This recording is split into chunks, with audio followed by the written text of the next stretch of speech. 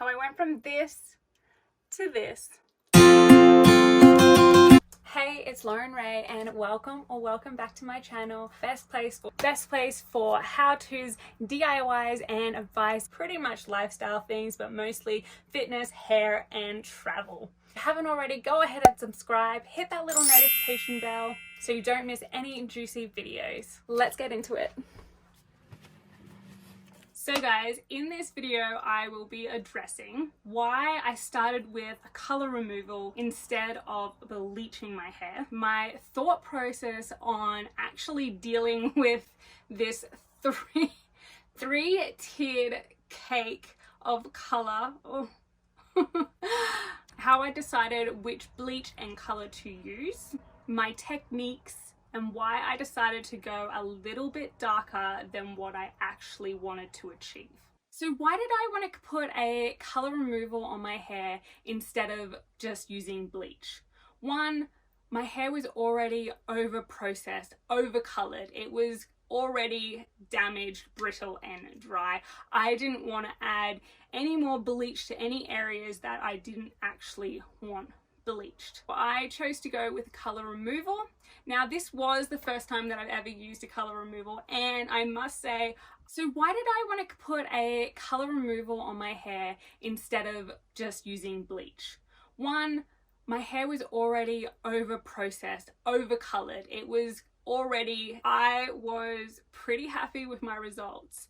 Now a color removal, what it's actually going to do is, all it's going to do is actually remove the color that you had last put on it. So for instance, I went from this and I removed that color down to this.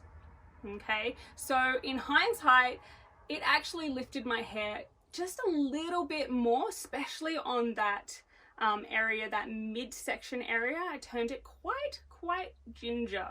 Okay, so I was quite happy with that lift. Now if you are wanting to use a color removal and that's something that you would like to know more about, please let me know in the comment section below. I am more than happy to do a video all about using a color removal to strip the color back out of your hair. So my thought process of how I was actually going to deal with this three-tiered hair disaster, pretty much, I was going to have to do a full color correction, which is quite challenging. I was dealing with three totally different colors. I was also dealing with quite damaged and brittle ends, over processed hair, and I wanted to do it in a way that would bring me back to a more natural hair color, get rid of any regrowth lines, keeping it low maintenance, so in the future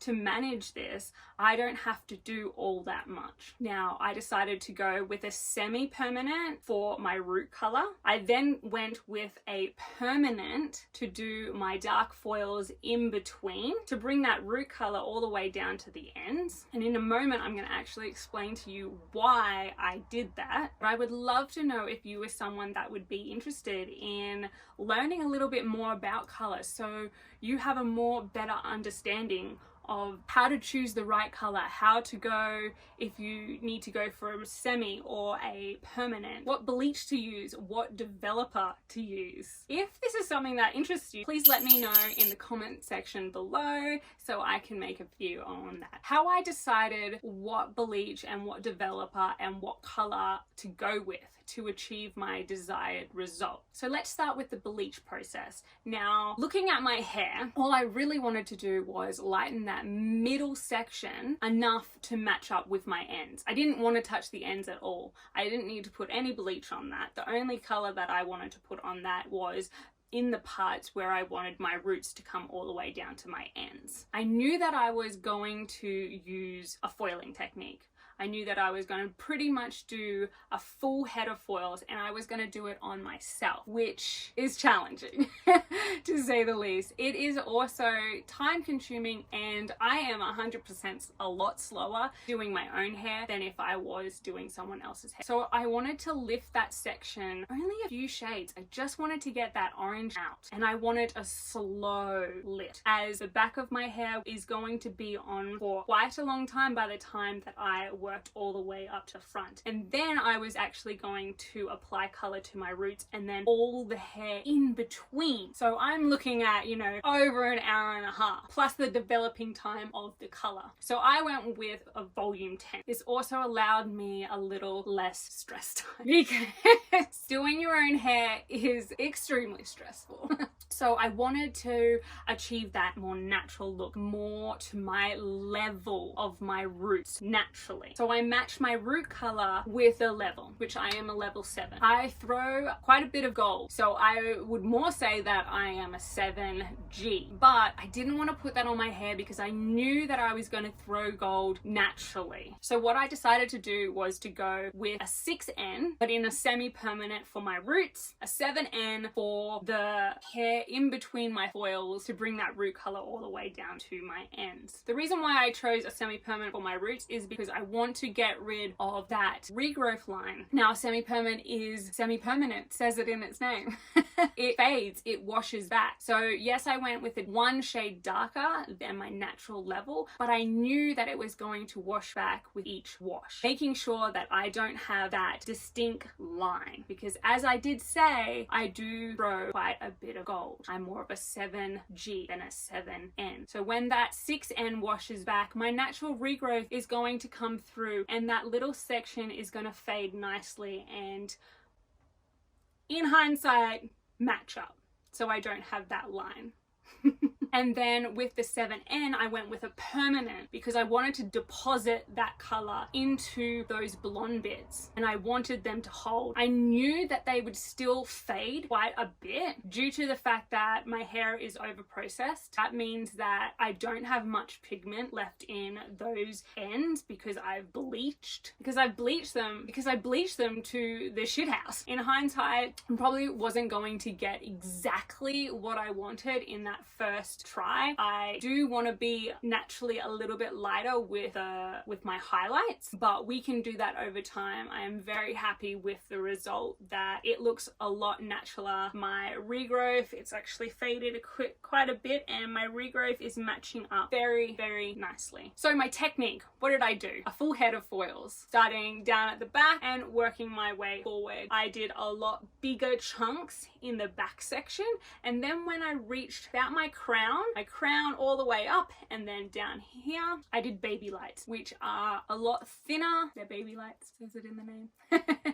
Because I have fine hair and I wanted to keep that texture and dimension in my hair and make it look as natural as possible. I didn't want like big streaks of highlights and then big streaks of the natural color. No, I wanted it to blend very nicely. So with the foiling, how I did the bleach, I only put the bleach in the foil section, the mid.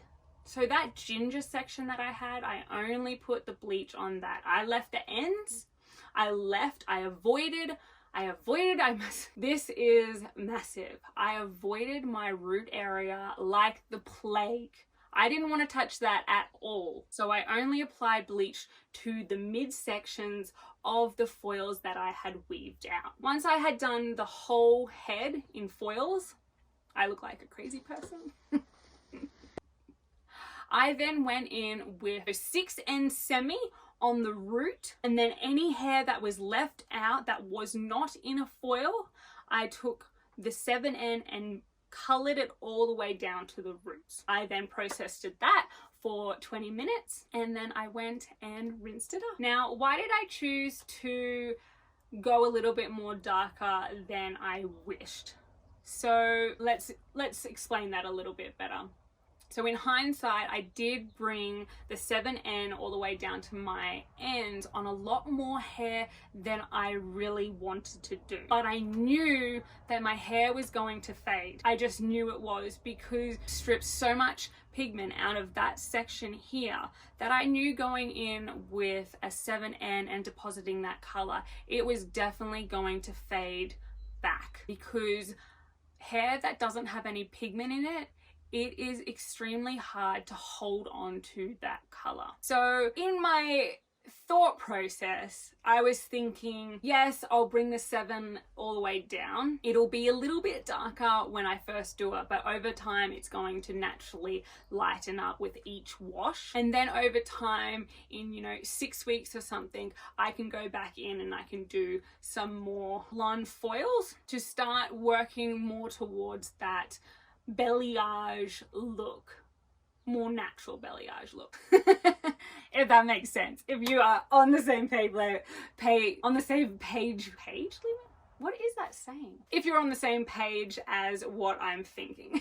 But that was pretty much my step-by-step thought process, how I got from this to this, doing a color correction on myself. Like I said, if you would love some more information on, you know, how to actually understand color and how you can actually go from one color to the other color, because as some of you may know, you might not know, but sometimes you cannot, majority of the time you cannot just go, I want to be that color, and just go and get that color and put it on your hair and it will achieve it.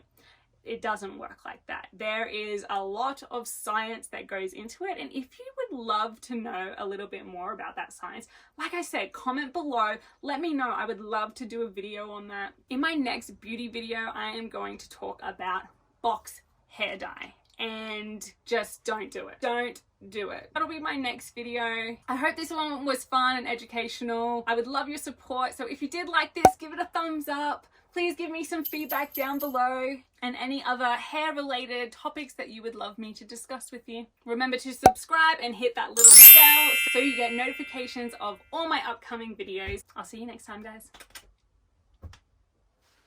Okay, are we ready? Hit that little no. Why can't I speak? My can't speak. Why is it frustrating?